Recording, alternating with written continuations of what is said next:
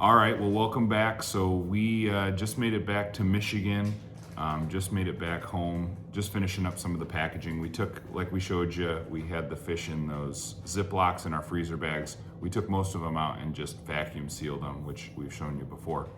But we wanted to talk a little bit about how do we choose our charters when we go down there to Marathon. So there's a bunch of different aspects to choosing kind of a charter when you go fishing down there. Like number one is what style of boat. So what style of boats have you gone on before, and like how do you choose depending on the days and whatnot as far as the boats? So typically two styles of boats. The first is a cruiser. They're very large, typically 40 feet plus. They have fly bridges on top of them, and bathrooms inside. Some of them have kitchens, small kitchenettes, which is good on rainy days. You can go inside there, or if it's 95 degrees, you can go inside because a lot of times they'll have air conditioning. So that's one option. Tends to be the more expensive. And then also the center console. So the center consoles can run anywhere from lower 20s up to mid 40s. They're not as comfortable for family settings, but they're great as far as speed. So you can bounce from one spot to another. They come typically with twin engines. Some are single, some are triple, some are quads. So if you want to zip around to multiple places in one day, that would be your best option. If you're looking for more of a comfort setting, taking a family, the cruisers are the better option. But here again, the price is going to go up substantially with a cruiser versus a center console. Definitely more seating. The center console is nice though because you have an open bow too, so more areas you can put fishing poles, but that also means way less seating, less storage for families and that type of deal. Right, and you'll see that on the videos that'll be posted. Yep, you'll see the two different types that we want. Yeah, correct. So the outboard engines on the center consoles do get in the way. You'll notice on one of the videos, Mike will be dancing around, avoiding the engines. When he's fighting the kingfish. Yeah, exactly. But on the cruiser, it's wide open on the back. Now, and I should specify too. So on those center consoles, you can get inboards. Typically, they do make inboard diesels. So you can look for that as well as an option, knowing that. Another thing that we take into consideration is weather, and that's probably one of the biggest things we take into consideration. So what kind of weather points are you looking at as far as like this is a day where we can go out or this is a day where we can't go out, and kind of how far you can go out too? Sure. So Marathon specifically, you're looking at a reef which is about 6 miles offshore. Wind conditions you want to monitor right up until the time you go out, really. And if things hit that 20 mile an hour wind range, it's going to be a question mark. Anything over 20, the captain's probably going to cancel. Yeah, you'll get your money back. But anything over that, and it makes it difficult if you're flying down. You pick a date 2 months from now, and we're going out, and we've made our deposit, and we have the captain picked, and then we get there, and it's 20 mile an hour wind. You don't go out. So that's a challenge. If you have the option to where you can check 2 weeks ahead and you have that flexibility and hop down there, that's great. But a lot of people don't have that, and typically we don't either. We're making these decisions months in advance, watching the weather in hopes that we can go out.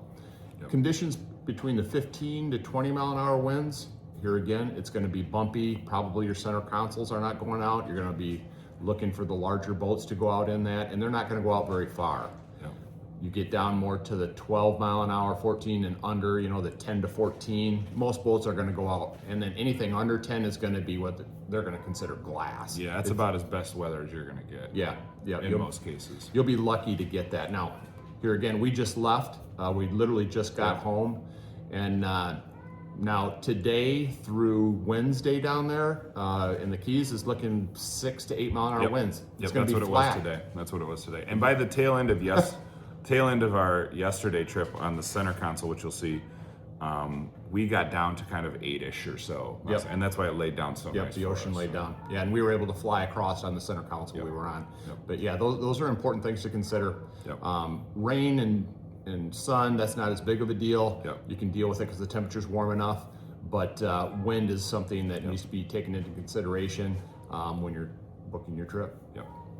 Probably lastly, or one of the other big considerations, is the type of fishing that you want to do.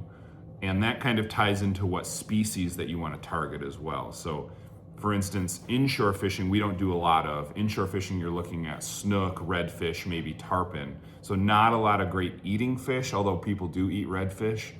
But traditionally, we do more of the offshore fishing. So, like, what styles or what types of fishing have you done?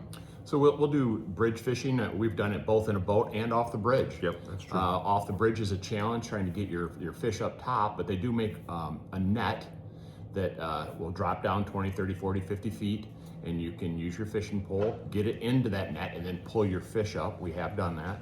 And then also from a boat. So you'll take your boat, you'll typically anchor away from the bridge, maybe 20, 30 yards, and you'll cast in around the piers, and you can get an array of different fish that way. As well as reef fishing. That's real popular. That's just what we did Yep. This last weekend. Yep. I would say most people do that. That tends to be the most common thing. And what are your big species for reef fishing? Yellowtail for sure. Can be really anything. Yeah, you can. Really, sailfish are there. Yep. Everything from yellowtail snapper all the way to sailfish. Yep. It is a complete wide variety that you can get there. Yep. There are a couple of wrecks as well.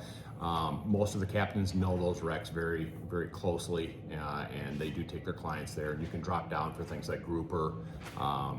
Mutton is also common there. Quinn caught an amberjack. Yep, I got that nice You'll see amberjack. that on video. And then at the back of the boat that none of us got a video of, a big hammerhead came Yeah. up right after Quinn got the amberjack in the Yep. boat. It had to be at least a 10-footer. 10 feet easily. Yeah, it was massive. huge. And the boat got real quiet.